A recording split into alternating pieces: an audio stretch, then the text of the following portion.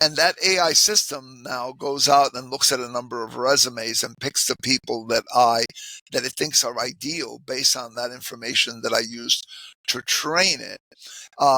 People will say, well, it's bias free because it's just looking for these qualities. Actually, it's not. We actually, by picking who we picked and who we call an exemplar and who we say, oh, look for people like this, we're already biasing the system, right? Yeah.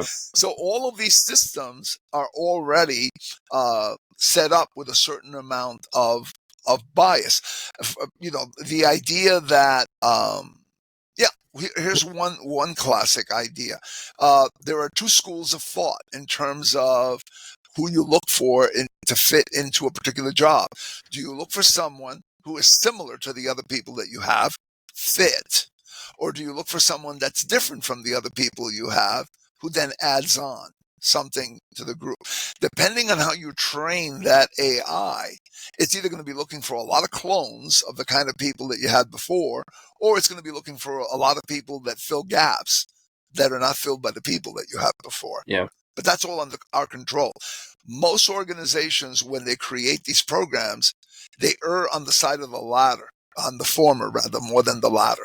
They're more likely to create systems that say, hey, look at the two Joes. They're really good at doing this. What are their qualities? And then look for other people that have those qualities as well, as opposed to saying, hey, look at the two Joes and the qualities they bring to the table, and look at the totality of what we need, and look for people that fill the gaps of what the two Joes don't have, right? Those are two different approaches. But the most common approach is looking for that exemplar that you're using.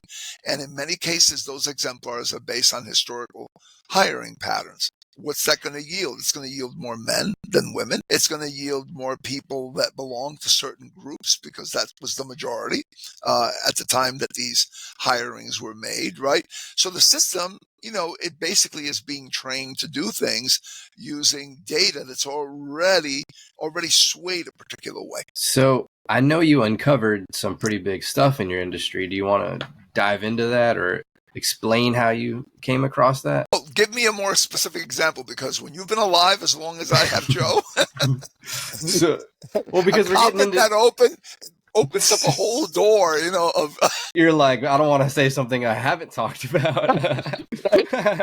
Exactly.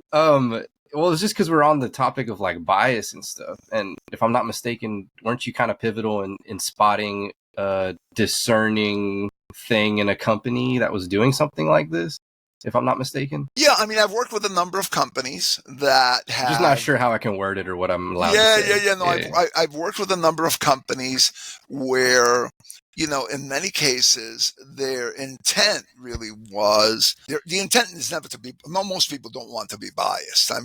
Let's give everybody that benefit of the doubt. People don't generally want to be biased.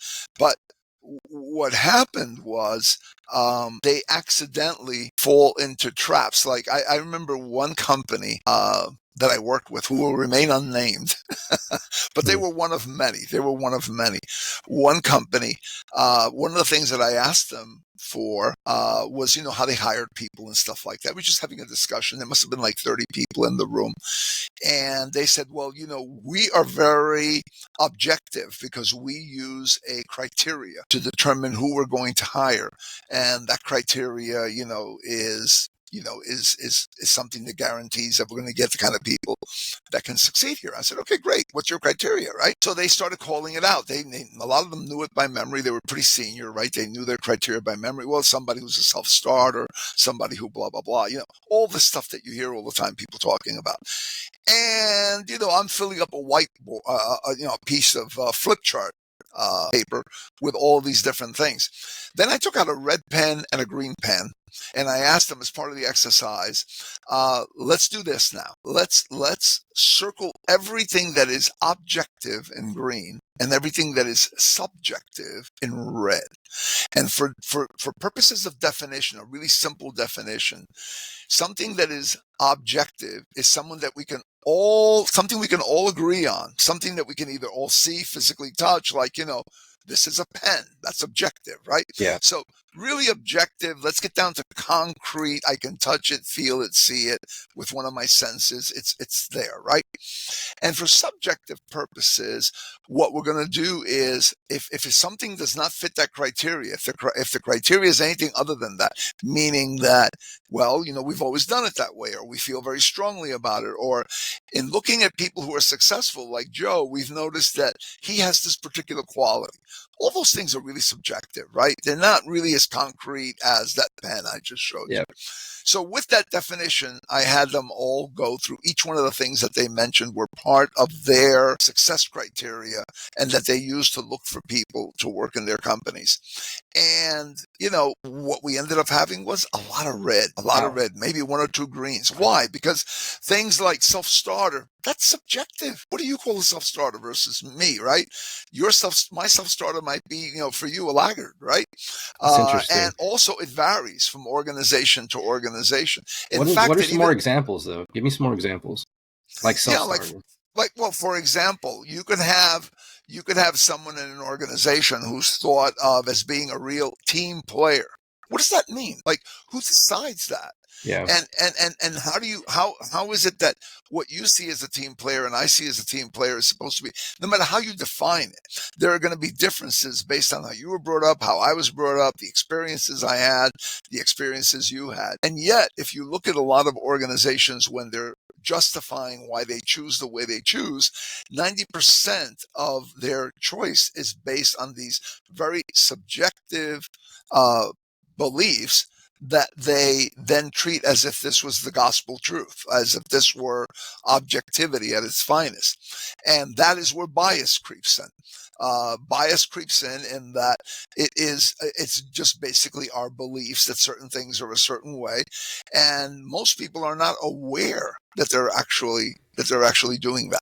Do you ever find pushback against that? Because it seems like you could be creeping on maybe people that don't want to admit to these things, or maybe they want us to keep the status quo. So I'm curious if you ever come across that. Or yeah, you'll always run across an occasional pushback. So I usually say to people, look, I'm open to learning. Here's the pen, there's the flip chart, make your case, right? But a lot of times their case is more of a feeling than it is an actual. Most people, I would say most people do not intentionally, say, you know what, I'm going to hire men because I think they're better for this job than women. And, because I'm biased, most people don't do that. What they do is they rationalize their feelings by saying things like, well, our criteria is blah, blah, blah, blah, blah, blah, blah. But when you get behind the criteria, a lot of times you'll find that the criteria is subjective.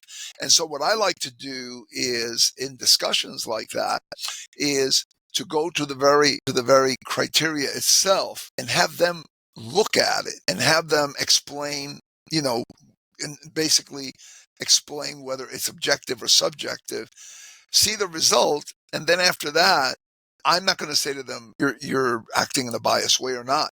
I'll let the chart speak for itself and I'll let them look at it. And my goal at that point is not to get everybody to acquiesce or say, oh, you know what? You got me. I do all these terrible things. I've never seen that happen, nor do I expect it to happen. But I think what happens is people leave the room, right? And it makes them think.